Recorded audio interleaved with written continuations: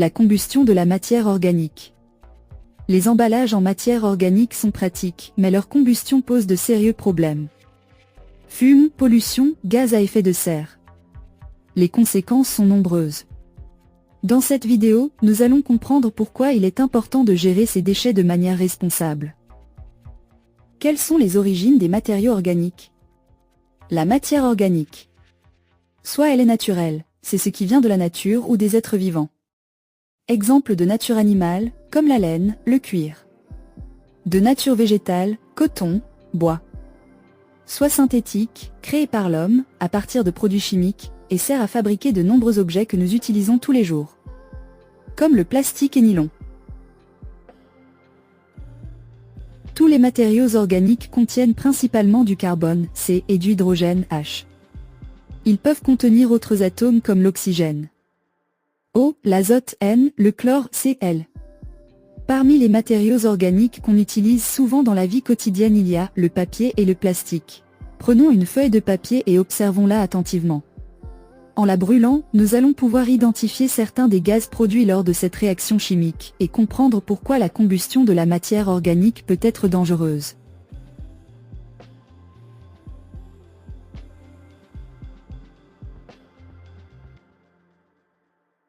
En brûlant une feuille de papier, on met en évidence les principaux produits de la combustion. La vapeur d'eau, responsable de la buée observée sur les parois froides.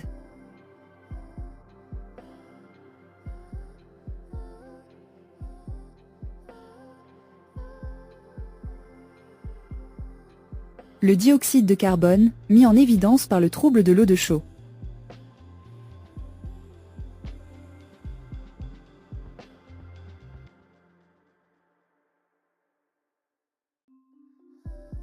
Et les particules de carbone, qui forment la couche noire sur la surface de l'assiette.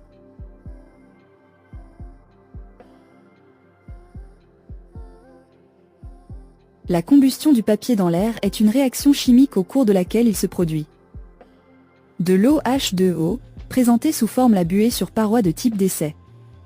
Du dioxyde de carbone CO2 qui fait troubler l'eau de chaux. Si la combustion est incomplète, il se produit aussi du carbone, C, et du monoxyde de carbone, CO.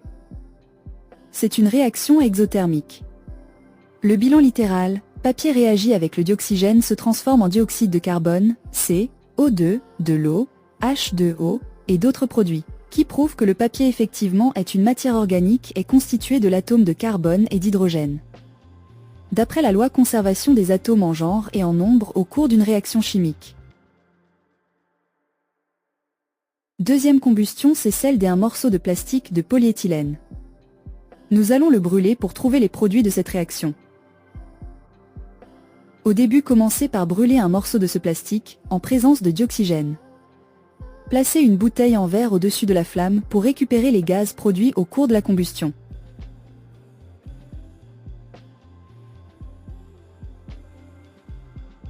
La première remarque à faire une formation de la buée sur les parois qui explique que l'eau se produit au cours de cette réaction.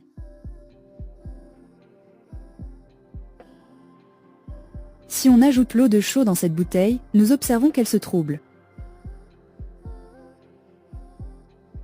qui prouve la présence de dioxyde de carbone. Le bilan de résultat de cette combustion. Polyéthylène plus le dioxygène de l'air forment l'eau, H2O, et le dioxyde de carbone, CO2. D'après la loi de conservation des atomes, on peut constater que le plastique est constitué d'atomes de carbone d'hydrogène, qui prouve que les plastiques sont des matières organiques. Danger de la combustion des matériaux organiques. 1. Gaz à effet de serre. La combustion de matériaux organiques libère des gaz à effet de serre, principalement le dioxyde de carbone, CO2. Ces gaz emprisonnent la chaleur du soleil dans l'atmosphère, entraînant un réchauffement climatique. Les conséquences sont nombreuses, élévation du niveau des mers, événements météorologiques extrêmes, tempêtes, inondations, sécheresses. 2. Combustion incomplète. Lorsque la combustion n'est pas complète, elle produit du monoxyde de carbone, CO, un gaz incolore, inodore et très toxique. Même en faible concentration, 0,5% de l'air, le CO peut être fatal. Il se fixe sur l'hémoglobine des globules rouges, empêchant le transport de l'oxygène vers les organes. 3. Les gaz dangereux liés aux constituants des matériaux organiques. Certains matériaux organiques contiennent des éléments qui, lors de la combustion, libèrent des gaz très toxiques. Par exemple, PVC, produit du chlorure d'hydrogène, HCl, un gaz corrosif qui attaque les poumons et contribue à l'acidification des pluies. Nylon, produit du cyanure d'hydrogène, HCN, un gaz très toxique qui empêche les cellules de respirer, entraînant la mort par asphyxie. Polyester, produit du dioxyde de soufre, SO2, un gaz irritant pour les voies respiratoires et les yeux, pouvant causer des brûlures et des problèmes. Nos habitudes de consommation, alimentées par des emballages jetables, asphyxient notre planète et mettent en péril notre santé. Chaque déchet est un pas de plus vers un toxique.